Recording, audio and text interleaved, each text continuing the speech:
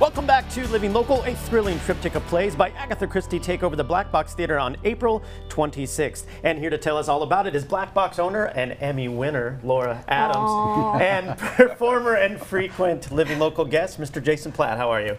Welcome back to the show. Welcome to the show, my dear. Thank you. Hey, so let's talk about this trio of plays. Let's start with Personal Call. Tell us a little bit about that. Yeah, it's about this character named James Brent who gets a mysterious call, and what, is that too much? No, I liked it. Okay. It was great. It was a mysterious call, and it's luring him to this scene where his first wife had died. That's all I'm going to say. That's all we need to say. That's all we really need, though. At a train station. We got to know that part of the that's important. Too much. It's too much. No, it isn't. Okay. So, at any rate. Yeah, Laura. So tell us about the next one, Yellow Iris, right? Okay. Well, that will have Mr. Platt playing Hercule Poirot. Aha. It is the first time that Agatha Christie wrote Poirot for radio. Oh, I love that. So that's, I thought that was one of the more fun things about it. That is great. And of course, he has a crime to solve. And I won't say more about that. At a train station. No, there's no train station. No train station this time. No. And the last one is supposed to be Christie's most gruesome, right? It is gruesome. Yeah. And the thing is, it is gruesome in that what plays in your own mind as to what happens at the very end, because we can't really do what they say because it would be gruesome then. But I think one of the things about it is it just for an audience as they hear what is happening, that'll do her. The title got me, Butter in a Lordly Dish. Yes. Is that right? And apparently that is a quote, and the guy's trying to figure it out the entire time. Yeah. And by the time he figures it out, too late. Too late. You know, you seem to have an affinity for these radio plays. What is it about them that you like so much? Well, I think the first one we did, which was not at the Black Box, we did War of the Worlds.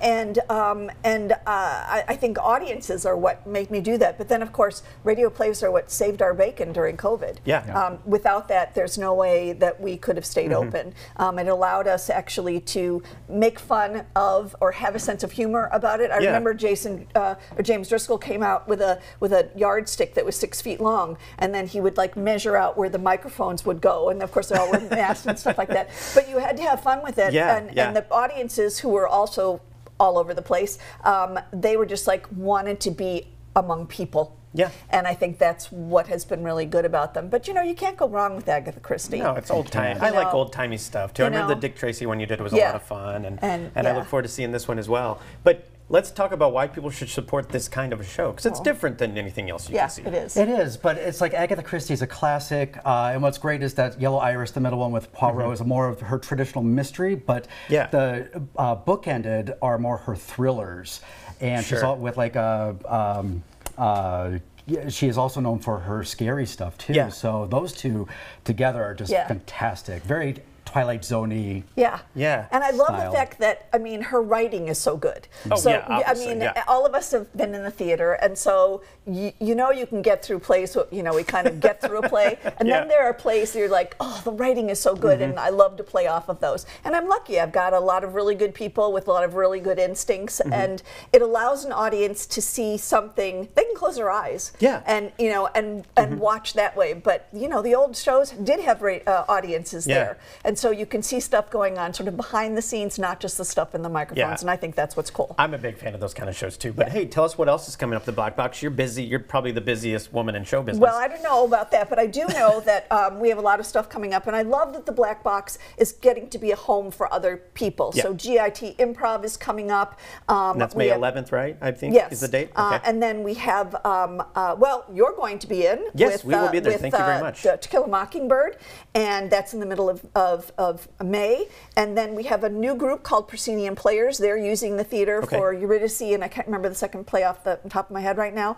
And then we will be doing a USA premiere that's of a exciting. Play that I begged the literary agents for about 5-6 years.